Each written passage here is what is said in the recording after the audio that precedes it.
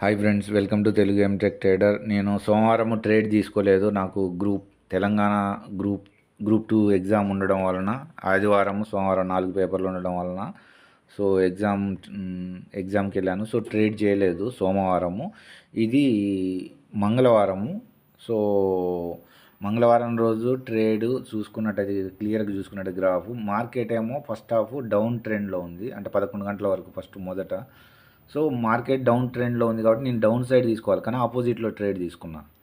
So ఇది అంటే early morning నేను ట్రేడ్ తీసుకోలేదు. ఎర్లీ మార్నింగ్ ఎనాలిసిస్ చేయాలా, కానీ ఈరోజు చేయొద్దులే అన్న ఉద్దేశంలో ఉన్నాను. కానీ తర్వాత 11 గంటలకు వచ్చేటానికి ఇక చూసారా ఇంత పడ్డది, చాలా మార్కెట్ డౌన్కి పడ్డది.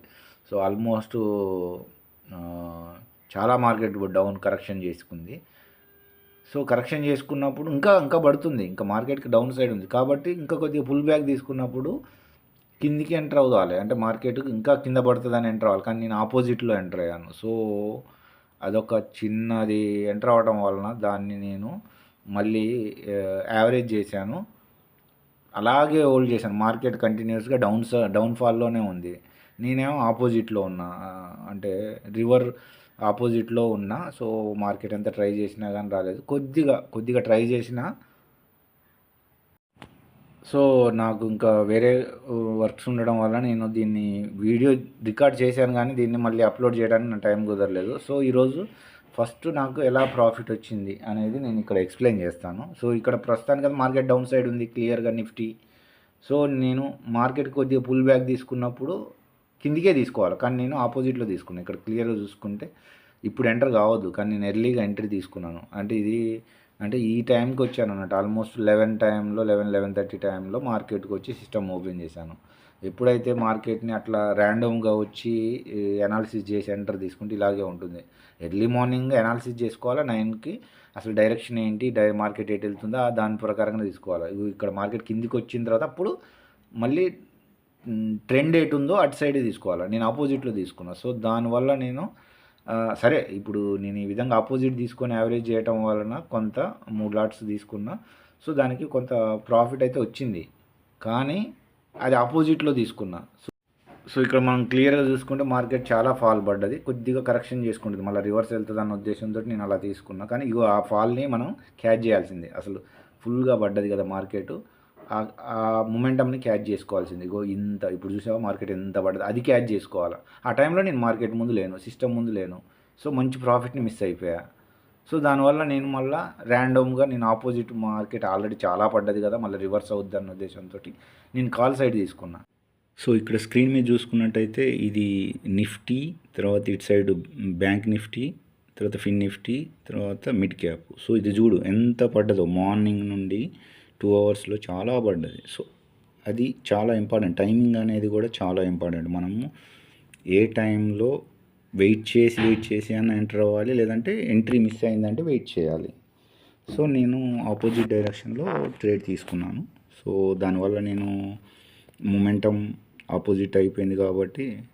సో దీన్ని బట్టి మనం ఏం నేర్చుకోవాలి అని అంటే, సో మనం సిస్టమ్ ముందు లేదు అని అంటే ఆ రోజు ట్రేడ్ను ఆపుకోవాలి, లేదంటే వెయిట్ చేయాలి రైట్ టైమింగ్ కోసం. రైట్ ఎంట్రీ అనే దాని చాలా ఇంపార్టెంట్. సో అది లేదు అని అంటే వెయిట్ చేయాలి, లేదా నెక్స్ట్ డే కన్నా ప్లాన్ చేసుకోవాలి.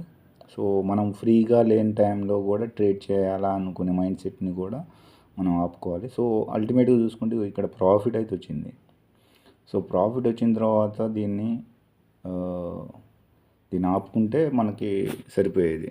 మళ్ళీ మనం ఈ ప్రాఫిట్ని నేను రీఎంటర్ అయ్యాను. సో మళ్ళీ అది చిన్న ప్రాఫిట్ కాస్త మళ్ళీ లాస్లోకి వెళ్ళిపోయింది. సో అది చాలా ఇంపార్టెంట్. అంటే మనం వాడేదే 20,000 క్యాపిటల్. సో దాంతో చిన్న ప్రాఫిట్ వస్తుంది అని అంటే మనం చాలా హ్యాపీగా ఫీల్ అవ్వాలి. సో అది చాలా ఇంపార్టెంట్. సో ఇక్కడ మనం అనుకున్నట్టుగానే మనం అచీవ్ చేసాము. So it's fine. కాబట్టి మళ్ళీ దీనికి హ్యాపీగా టెర్మినల్ క్లోజ్ చేసేసి మనం సిస్టమ్ ముందు నుండి బయటికి వెళ్ళిపోవడం. ఇంకా అట్లా అంటే మనకు సెల్ఫ్ కంట్రోల్ అనేది వచ్చేదాకా మనం డిసిప్లిన్ ట్రేడ్ చేయడం అనేది ఇంపార్టెంట్. సో మళ్ళీ ఒకసారి ప్రాఫిట్ వచ్చింది ఇక్కడ చూసుకుంటే, మళ్ళీ రీఎంటర్ అయ్యాను మళ్ళీ. సో మళ్ళీ మార్కెట్ పైకి వెళ్తుంది అని, కానీ మార్కెట్ పైకి వెళ్ళలేదు, ఆపోజిట్లో వెళ్ళింది. సో ఇదిగో, సో మళ్ళీ లాస్లోకి వెళ్ళిపోయాము. ఆల్మోస్ట్ నెట్ టు నెట్కి వచ్చింది, ఇప్పుడు లాస్లోకి వెళ్ళిపోయాము. సో ఇదే, ఇలాంటి ట్రేడ్స్ చేయడం అనేది చేయకూడదు. సో అందుకని మళ్ళీ నేను కంటిన్యూస్గా మళ్ళీ ట్రేడ్స్ చేస్తే బాగోదు అన్న ఉద్దేశంతో మళ్ళీ నేను ఈ వీడియోని నెక్స్ట్ ఇమ్మీడియట్గా అప్లోడ్ చేయలేదు. సో అది సో ఓల్ డే వెయిట్ చేశాను అయినా మార్కెట్ మనం అనుకున్న డైరెక్షన్లో రాలేదు. ఫస్ట్ ప్రాఫిట్ వచ్చిందని బీ హ్యాపీగా కట్ చేస్తే విల్ బీ హ్యాపీ, కానీ అలా చేయలేదు. సో అది చాలా ఇంపార్టెంట్. సో ఒకవేళ అలా చేస్తున్నాము అని అంటే మనం గ్యాప్ ఇవ్వడం అనేది అన్నా చేయాలి. 1-2 days 2-3 days కానీ మళ్ళీ సిస్టమ్ ముందుకు వెళ్ళకుండా ఉండడం, ట్రేడ్స్ తీసుకోకుండా ఉండడం, రివెంజ్ ట్రేడ్ లాంటివి అయితే అస్సలు చేయకూడదు. చూడు ప్రాఫిట్ వచ్చింది కాస్త మళ్ళీ లాస్ట్లోకి వెళ్ళిపోయింది. సో అది చాలా ఇంపార్టెంట్. సో సమ్హౌ పెద్ద ప్రాఫిట్స్ పెద్ద లాసెస్ అని ఏం కాదులే, కానీ